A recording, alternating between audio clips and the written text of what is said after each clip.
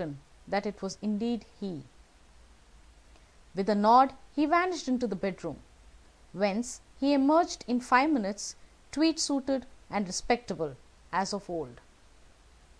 Putting his hands into his pockets, he stretched out his legs in front of the fire and laughed heartily for some minutes. "Well, really!" he cried. And then he choked and laughed again until he was obliged to lie back limp and helpless in his chair. "What is it?" "It's quite too funny. I am sure you could never guess how I employed my morning, or what I ended up doing." "I can't imagine. I suppose that you've been watching the habits and perhaps the house of Miss Irene Adler." "Quite so, but the sequel was rather unusual. I will tell you, however. I left the house a little after 8 o'clock this morning, in the character of a groom out of work. There is a wonderful sympathy and freemasonry among horsey men. Be one of them, and you will know all that there is to know.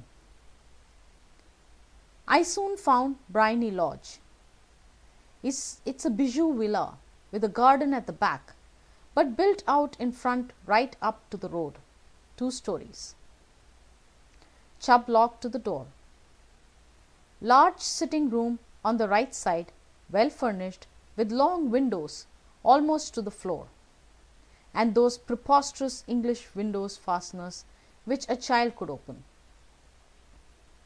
Behind there was nothing remarkable, save that the passage window could be reached from the top of the coach house. I walked round it and examined it closely from every point of view, but without noting anything else of interest. I then lounged down the street and found, as I expected, that there was a mews in the lane which runs down by one of the wall of the garden. I lent the ostlers a hand in rubbing down their horses, and received in exchange 2 pence, a glass of half and half, 2 fills of shag tobacco, and as much information as I could desire about Miss Adler, to say nothing of half a dozen other people in the neighbourhood, in whom I was not in the least interested, but whose biographies I was compelled to listen to. "And what of Irene Adler?" I asked. "Oh, she has turned all the men's heads down in that part. She is the daintiest thing under a bonnet on this planet. So say the Serpentine Mews to a man. She lives quietly, sings at concerts, drives out at 5 every day, and returns at 7 sharp for dinner. Seldom goes out at other times, except when she sings. Has only 1 male visitor, but a good deal of him. He is dark, handsome, and dashing, never calls less than once a day, and often twice. He is a Mr. Godfrey Norton of the Inner Temple. See the advantages of a cabman as a confidant. They had driven him home a dozen of times from Serpentine Mews, and knew all about him. When I had listened to all they had to tell, I began to walk up and down near Briony Lodge once more, and to think over my plan of campaign. This Godfrey Norton was evidently an important factor in the matter. He was a lawyer. That sounded ominous. What was the relation between them, and what the object of his repeated visits? Was she his client, his friend, or his mistress? If the former, she had probably transferred the photograph to his keeping. If the latter, it was less likely. On the issue of this question depended whether I should continue my work at Briony Lodge, or turn my attention to the gentlemen's chambers in the Temple. It was a delicate point, and it widened the field of my inquiry. I fear that I bored you with these details, but I have to let you see my little difficulties if you are to understand the situation. "I am following you closely," I answered. I was still balancing the matter in my mind when a hansom cab drove up to Briony Lodge, and a gentleman sprang out. He was a remarkably handsome man, dark, aquiline, and moustached, evidently the man of whom I had heard.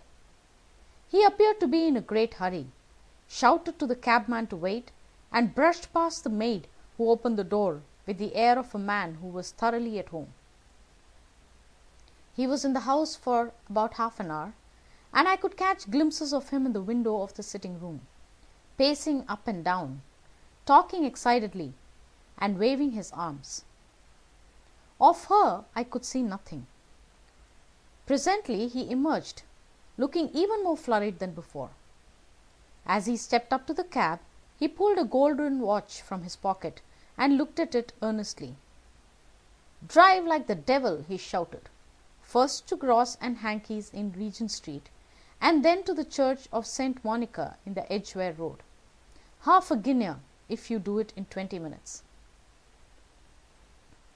Away they went, and I was just wondering whether I should not do well to follow them when up the lane came a neat little landau, the coachman with his coat only half buttoned and his tie under his ear, while all the tags of his harness were sticking out of the buckles. It hadn't pulled up before she shot out of the hall door and into it. I only caught a glimpse of her at the moment, but she was a lovely woman, with a face that a man might die for. "The Church of St. Monica, John," she cried, "and half a sovereign if you reach it in 20 minutes.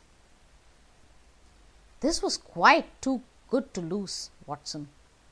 I was just balancing whether I should run for it or whether I should perch myself behind her landau when a cab came down the street.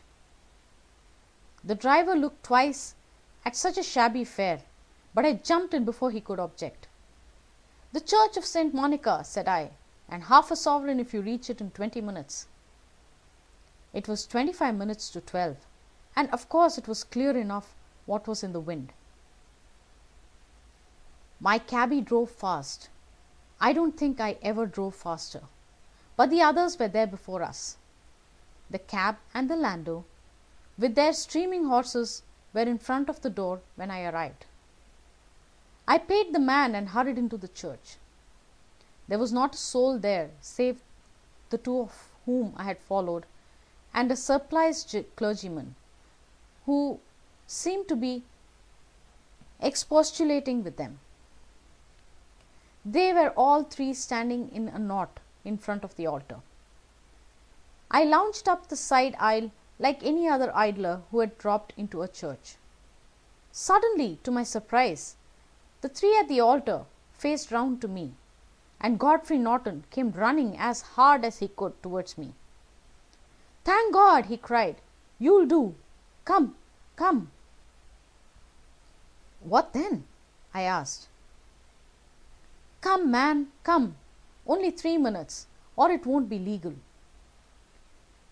I was half dragged up to the altar, and before I knew where I was, I found myself mumbling responses which were whispered in my ear, and vouching for things of which I knew nothing, and generally assisting in the secure tying up of Eileen Adler, spinster, to Godfrey Norton, bachelor.